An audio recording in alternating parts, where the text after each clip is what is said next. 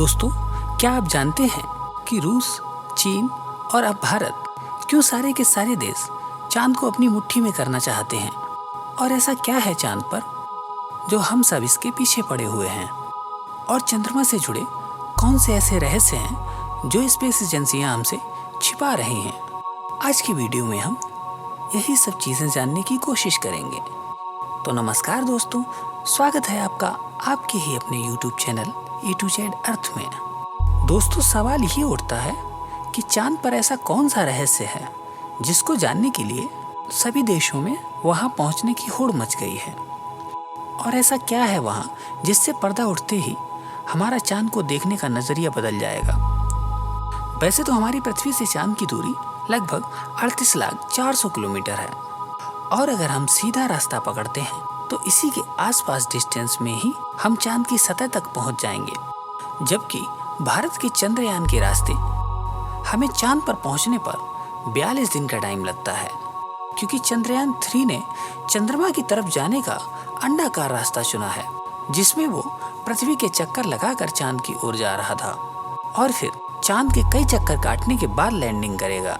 हालांकि ये रास्ता काफी फायदेमंद तो है, लेकिन इसमें हमें एस्ट्रोनॉट्स के लिए बहुत ज़्यादा ऑक्सीजन और खाने की ज़रूरत होती है, जिसे स्टोर करने के लिए एक बड़ा स्पेसक्राफ्ट चाहिए होता है। और इस रास्ते से जाने पर लगभग 30 लाख किलोमीटर की दूरी तय करके हम चांद की सतह तक पहुंचेंगे। और इसीलिए दोस्तों, हम आपको लेके चलते हैं उस रास्ते से जो कि अमेरिका और रूस ने चुना है। उस रास्ते से हमें 4-5 दिन ही लगेंगे। यहाँ जाने के लिए सबसे पहले आपको अपना स्पेस सूट पहनना होगा, क्योंकि चांद पर उसका अपना वातावरण है और इसमें ऑक्सीजन मौजूद नहीं है। इसी वजह से सांस लेने के लिए आपको स्पेस सूट का सहारा लेना पड़ेगा। स्पेस सूट पहनने के बाद जब आप चांद की सतह पर कदम रखेंगे तो खुद को काफी हल्का महसूस करेंगे। दरअसल चांद का गुरुत्वाकर्षण पृथ्वी से 6 गुना कम है, इसलिए अगर पृथ्वी पर आपका वजन 60 किलोग्राम है तो चांद पर ये सिर्फ 10 किलोग्राम होगा। इसी वजह से पहली बार चांद पर कदम रखते ही शुरुआत में आपका बैलेंस बिगड़ सकता है और आप चलने की बजाय उछलते हुए नजर आएंगे। इसलिए चांद की सतह पर बहुत संभल कर कदम रखना होता है। खैर, अब अगर चांद की सतह की बात की जाए तो यहाँ पृथ्वी की तरह सीधे सीधे रास्ते नहीं हैं। चांद की सतह बहुत ही ज्यादा ऊबड़ खाबड़ है और यहाँ जगह जगह पर चट्टानें, पहाड़ और बड़े बड़े क्रेटर यानी गड्ढे देखने को मिलते हैं। चांद पर ये गड्ढे कई सालों से गिर रहे उल्कापिंडों की वजह से बने हैं और ये 100 सेंटीमीटर से लेकर 25 किलोमीटर तक बड़े हैं। और वहीं चांद की मिट्टी ज्वालामुखी से निकलने वाली लावा की राख की जैसी होती है और इसका रंग भी पृथ्वी की मिट्टी से ज्यादा डार्क और सीमेंट की तरह होता है। इस मिट्टी में खुरदुरापन न होने के कारण आप जैसे ही यहाँ कदम रखेंगे तो आपके पैरों के निशान बन जाएंगे, जिसकी वजह से चांद पर सबसे पहले कदम रखने वाले एस्ट्रोनॉट नील आर्मस्ट्रांग के पैरों के निशान आज भी मौजूद हैं। अब चांद की खूबसूरत जमीन देखने के बाद आप अपनी नजरें जब ऊपर की तरफ करेंगे तो आपको हमारी पृथ्वी भी दिखाई देगी। जैसे पृथ्वी पर चांद का उदय होता है, वैसे ही चांद पर भी पृथ्वी का उदय होता है। बस फर्क इतना है कि पृथ्वी से देखने पर चांद काफी छोटा लगता है और चांद से देखने पर पृथ्वी बहुत ही ज्यादा बड़ी दिखाई देती है। और यहाँ से धरती की खूबसूरती देखकर आप खुश हो जाएंगे। अगर आप चांद के उत्तरी ध्रुव पर लैंड करेंगे तो आपको अपने आसपास कई सारे स्पेसक्राफ्ट एवं सैटेलाइट के टुकड़ों का मलबा भी दिख सकता है। ये वो स्पेसक्राफ्ट हैं जो कि वहां जाते समय किसी न किसी कारणवश क्रैश हो गए थे। और इतना ही नहीं, वहां आपको कई प्रकार के कचरे भी देखने को मिल सकते हैं, जिसमें एस्ट्रोनॉट्स का मलमूत्र हो सकता है। चांद के दक्षिणी ध्रुव पर उतरते ही आपको अपना लैंडर भी दिख सकता है, जो कि आज से 4 साल पहले चंद्रयान पर जाकर क्रैश हो गया था। तो वो आज भी आपको उतनी ही बुरी कंडीशन में मिल सकता है, क्योंकि उसकी क्रॉस लैंडिंग हुई थी। दोस्तों, आप ये तो शायद जानते ही होंगे कि स्पेस के सभी ऑब्जेक्ट्स पर अचानक उल्कापिंडों की बारिश स्टार्ट हो जाती है।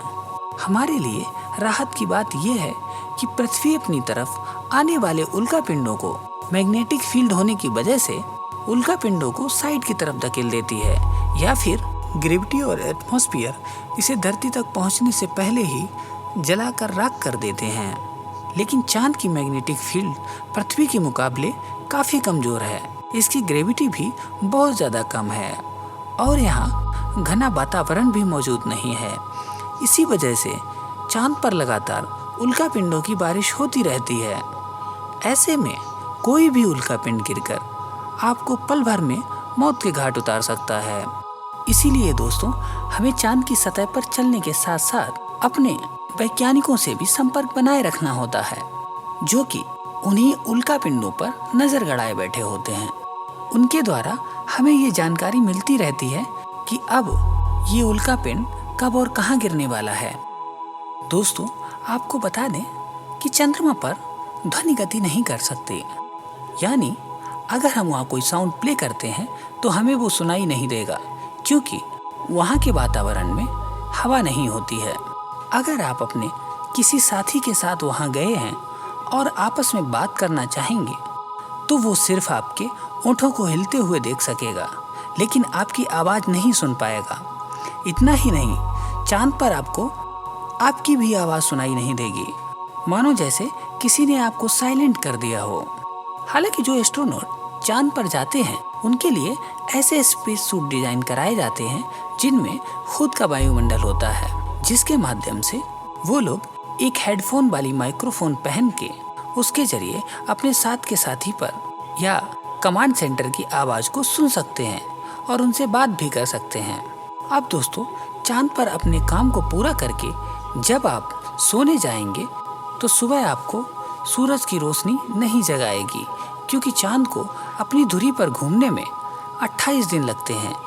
जी हाँ, चंद्रमा पर 14 दिन का एक दिन होता है और 14 दिन की एक रात होती है, यानी कि वहाँ का एक दिन पृथ्वी के 28 दिन के बराबर होता है।